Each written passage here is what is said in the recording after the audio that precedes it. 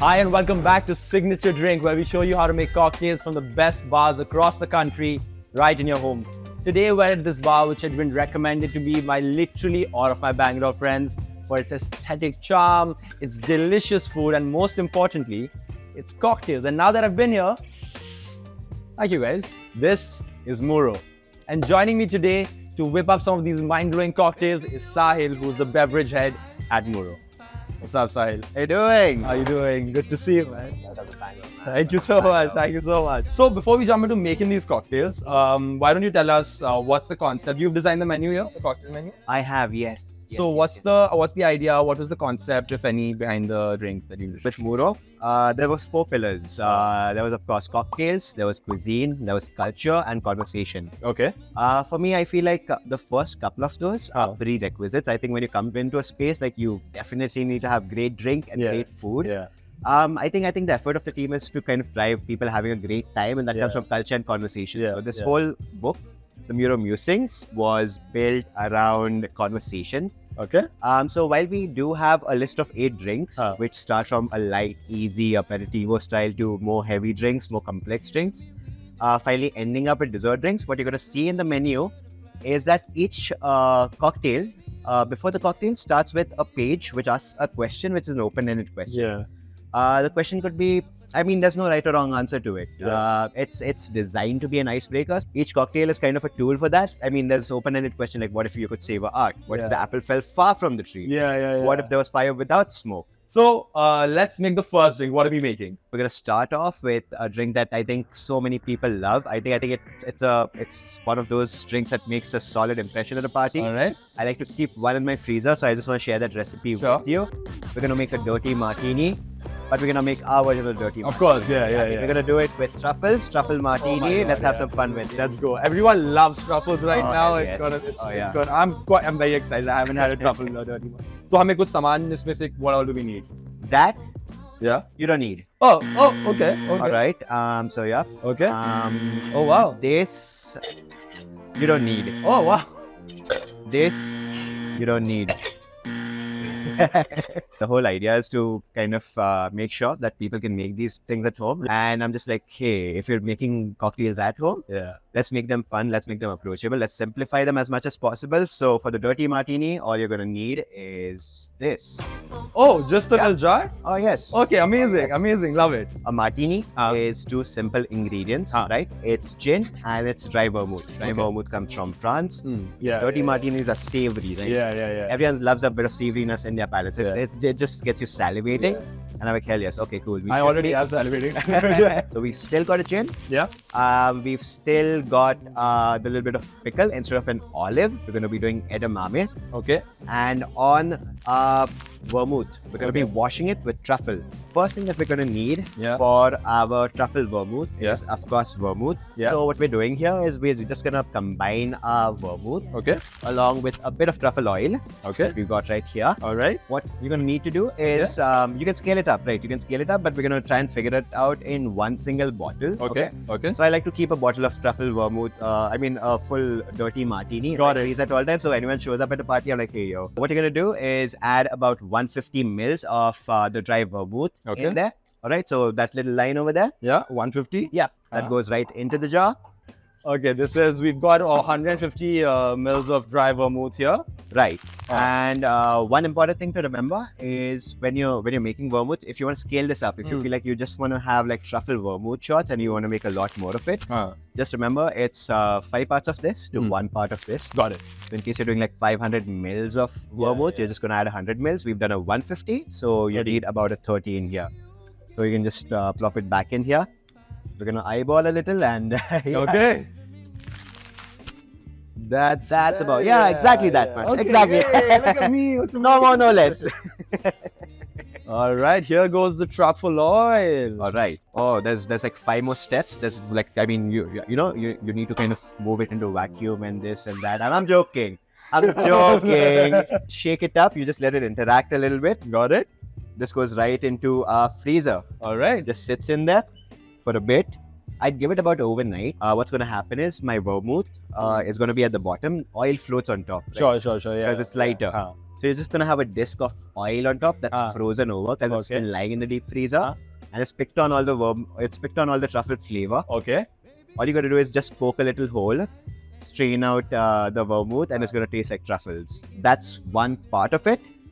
Now, another part with parties is anyone that throws a parties, you've always got a set of olives, right? Yeah. So we're gonna make a fun garnish along with the martini as well. Okay. So what we do is once you've got the liquid remaining from your olives, you got brine left over, just throw in some edamame, throw it in the microwave, and we end up with something like this.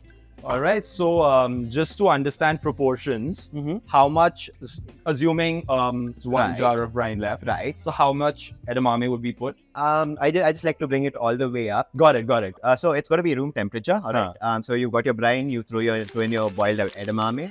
Boiled edamame. Yeah. Just boiled edamame. This goes in the microwave about 30 seconds. You let that cool down. Yeah. So while I'm making my truffle vermouth, I've also popped this into the microwave. It's just chilling. It's just cooling down. Yeah. Before I go to sleep, pop it into the chiller again. Okay. By the morning, it's going to have picked up a lot of that pickle flavor. So it's nice and savory. It's quite fun. I'm going to actually let you taste some of it. Pickle, yeah. So savory. Next thing you're going to need is a bottle of gin. Okay. Would you recommend the Bombay Sapphire or the Bombay Star? I really like the Bombay Sapphire Premier Cru. In case this is not available, would you recommend any other gin or like just a general? Any London Dry gin for that matter. Okay, cool. What you're gonna do is pour me 4 shots. Okay, pour you 4 shots. Yes. I don't know what's happening here, but I kind of like it. All right, so now you could shoot these. Oh no, That's no, the no, gin no. that you don't need. Yeah, okay. So I'll give these to my the friends that I don't like. Let's go. So you've taken about 200 mils out of your gin. Got it. What you're going to do is reload your gin with the other elements of the martini. Okay. So you got 2 parts of it, right? Yeah. One thing that you've got is the truffle vermouth. Got it. I'm going to need about 2 shots of that back in the bottle of gin. So about 100 ml. Yes, 100 ml. That's 2 shots for my alcoholic people. It's about 100 mils for my discerning drinkers. Okay, so should I put this in? Not bad. Wow. Bro, Okay, bro. let's go. Damn, even better than the first one. Woo! High five. Let's go, man. That's freaking amazing. Yeah. Okay, you're going to do the same exercise with a couple of shots of water this time around. Okay. So for a bottle, we take out 200 ml of the gin. Yes. We add 100 ml of the truffle vermouth. Yes. And then we add in 100 ml of water. Yeah. What this does is, this kind of makes your life at the party easier. Yeah. Because you're not stuck every time stirring a martini for everyone. I mean, martinis are fun to stir, but yeah. Not for like when you have 40 people and everyone's yeah, going to go, that was a great drink, man. Make me another one, bro, come on. You just need this to go in the freezer about 4 hours before the party. Got it? Anytime before that is always better. Sure. Because you want your martini to be cold. Yeah. The perfect martini, fun fact, is served at about a -4 degrees. Okay. And I think conventional Indian freezers are at about that temperature. So okay, great. You could really make a perfect martini just by throwing this in the freezer. Got it. And we're going to do exactly that. ठीक है. So you're going to need 3 things. You're going to need your edamame. Sure, of course. What you might want to do is just keep a few of these ready. Okay. It's not 1, 2, and 3. Okay, so you're free on weekends? we need hands. All right, you've got your martini orders. Okay. We've got some martini, chilled martini glasses out. That's it.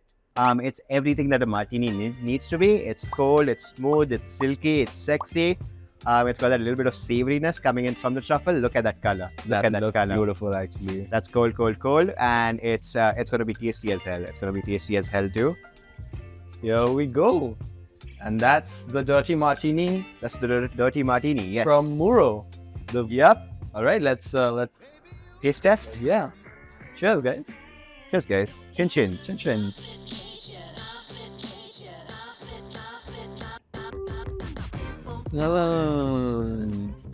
Oh yes. Oh, the truffles really come. Oh yeah, the truffles coming through. And what I like to do is, I like to have a sip of this and then just a bite of this. Because then, You got the silkiness of the truffle, and then the edamame just cuts through it. So I mean, it's your palate's going in a certain direction, and you're just shocking it, and then it's just really fun. It's just a roller coaster. But it's a nice shock because it's sort of like it's a shock that's just matches the nice, beautiful. So yeah, that's a martini for your next house party, man. There you go, guys. Bougie. Yeah, we just move to the next one. All right, we've got everything that we need. Yeah. We've got whiskey, we've got soda, and then we've got Bougie's fancy schmancy Lapsang Souchong cordial. Yeah. Okay. Cordial is a combination of sweetness and a bit of acidity. Okay. You got sugar, you got citric acid that you could find on any online store. So just grab the blender. Just gonna throw in the tea, the sugar. All of it? Yeah, all of it. That's about 200 mils of don't worry, it's not for a single portion. And then you got about 2 grams of citric acid. Yeah. I'm feeling a little scared pouring it now. If you want, you could just really pour it from one of these pointy guys. That might be. Life just gets easier. Yeah. I'm all about making life easy. Why do you think I'm making a show about making cocktails at home? Easy peasy. All right. What we're gonna do is make highballs because who doesn't love a whiskey soda, right? Yeah. I've got one for you, one for me. You got it. We're just gonna grab those bar spoons right there. Yeah. Will you pass me one? Yes. Thank you so much. All right. Now this glass is usually frozen. If you see a big block of ice, do not be intimidated by it. Okay. You could really use home ice as well. Sure. The only piece of advice I would have is when you're making highballs at home, use a lot of ice. A lot of people think that when you add a lot of ice, you're not getting enough drink or your drink is just going to be dilution. It's quite the opposite. Just fill them all the way to the top. Sure. You're going to have a tasty highball. Just going to stir this down just to make your glass a bit cold. You're going to start with a very cold temperature, I mean. Sure. You can also use chilled glass. Yes. You could also start with a chilled glass. You're just going to strain out the excess water. Okay, strain out the back of the bar spoon. Yep. All right. Yep. Now, we're going to start with the lighter stuff to the heavier stuff. Whiskey is the lightest ingredient of all of this. Oh, I was going to assume that whiskey is the heaviest. I mean, it's alcohol. So alcohol is least dense. Sure. So whiskey goes in. Throw in about a 45 mils. Boom. All right. Next step of it is you're going to chill your whiskey this time. So pick up your bar spoon again. Make it cold. Okay. We're gonna add another 45 mils of soda to it. Yep. And then hit it with another 45. Okay. Why are we doing it? So that's my favorite way of making a whiskey highball. Okay. I feel like adding too much soda to it kills it. Adding too less, not great dilution. And people from Japan, they really figured it out. They spent a little bit of time. Just figuring out the highballs. I mean, you know how they are. They're very precision and perfect. And then for the final step, you're gonna add about 20 mils of your Lapsang Souchong cordial. Okay. That's your little accent.